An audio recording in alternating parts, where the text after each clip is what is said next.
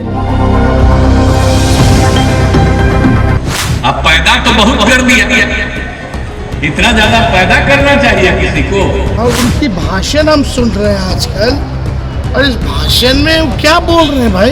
कौन उनको लिख करके दे रहा है, क्या बोल रहे हैं? इस तरह की बातें समझ में नहीं आ रही। नमस्कार, आप देख रहे हैं इनसाइडर लाइव और मैं हूं आपके साथ पूजा। बिहार के मुख्यमंत्री नीतीश कुमार द्वारा पूर्व सीएम लालू राबड़ी के बच्चों की संख्या पर की गई टिप्पणी पर सियासी घमासान मचा हुआ है।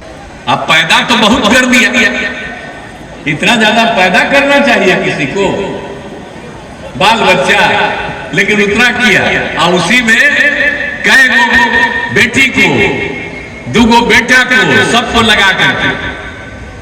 अब आप समझ लीजिए कि ये लोग क्या करते हैं, कहीं कहीं कुछ बोलते रहते हैं तो कहीं पुरानी बात को भूल जाते हैं, इसलिए हम सब जगह आपको बता देना चाहते हैं। रविवार को रांची रवाना होने से पहले तेजस्वी यादव ने नीतीश कुमार को इस बात का जवाब भी दिया।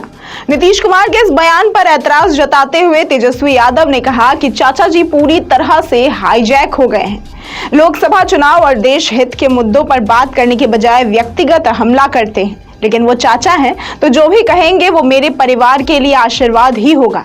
आपको बता दें कि शनिवार को उनकी बड़ी बहन और राज्यसभा सांसद मीसा भारती ने भी नीतीश कुमार के बयान पर दुख व्यक्त किया था। दरअसल रविवार को तेजस्वी यादव महबूब अली कैसर को राजद की सदस्यता दिलाने के बाद प्रदेश राजद कार्यालय में प्रेस कॉन्फ्रेंस को संबोधित कर रहे थे। नेता प्रतिपक्ष तेजस्वी प्रसाद यादव ने कहा कि एनडीए मुद्दे की बात नहीं करती, मुख्यमंत्री नीतीश कुमार को भाजपा ने हाईजैक कर रखा है। मीडिया को संबोधित करते हुए तेजस्वी यादव ने कहा कि नीतीश कुमार जी हमारे परिवार के लिए आदरणीय थे और आगे भी रहेंगे। हम लोग उनका सम्मान करते हैं। मैं हाथ जोड़ कर कहता हूं कि उन्होंने जो भी कहा है या कहते रहते हैं वो सब हमारे लिए आशीर्वाद है। तेजस्वी ने कहा कि लोकसभा का चुनाव चल रहा है, अब चुनाव के माहौल में ये सब बात करके किसी को फायदा होने वाला नहीं है।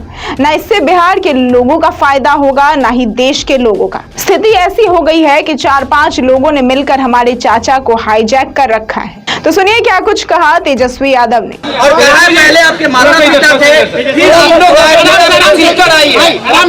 देखिए, हाथ जोड़ करके मुख्यमंत्री जी को हम यही कहना चाहते हैं कि आप अभिभावक हैं, बुजुर्ग हैं, हम आपका सम्मान करते थे, करते रहेंगे। आपका अधिकार है, कुछ भी आप हमको कह सकते हैं, जो मन करे वो कहें। वो जो भी कहेंगे मेरे लिए आशीर्वचन होगा और आशीर्वाद होगा। लेकिन बात यह है कि व्यक्तिगत बातें बोलने से क्या बिहार के लोगों को फायदा होगा? और व्यक्तिगत बातें जो है इस समय ऐसी बातें बोलनी नहीं चाहिए। हालांकि कुछ भी बोले, हम तो आशीर्वाद के रूप में आशीर्वचन ही मानेंगे, लेकिन चुनाव में मुद्दे जो हैं, मुद्दे भी बात होनी चाहिए। और किसी को इस तरह से व्यक्तिगत बात बोल करके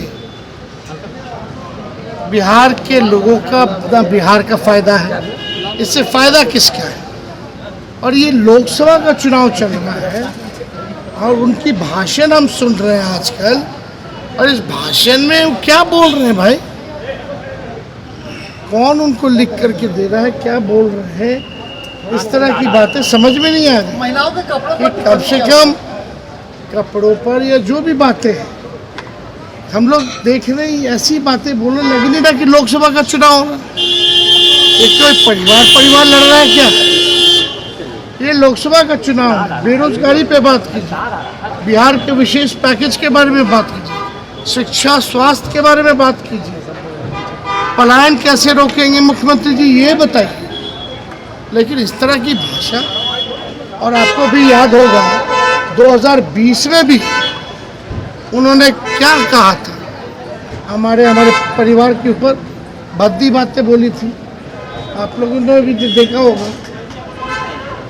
तो हम तो इस पर ज़्यादा कुछ नहीं कहेंगे, हम तो भगवान से यही प्रार्थना करेंगे स्वस्थ रहें, सुखी रहें, है ना। और इससे ज़्यादा हम क्या गृह मंत्री आ रहे हैं सर, भाजपा भी चुप है, इस पर कुछ नहीं बोल रही है भाजपा क्या इस पर हमको कल गृह मंत्री भी आ रहे हैं, सब आएगा नहीं। आएगा, हम सीट जीत रहे।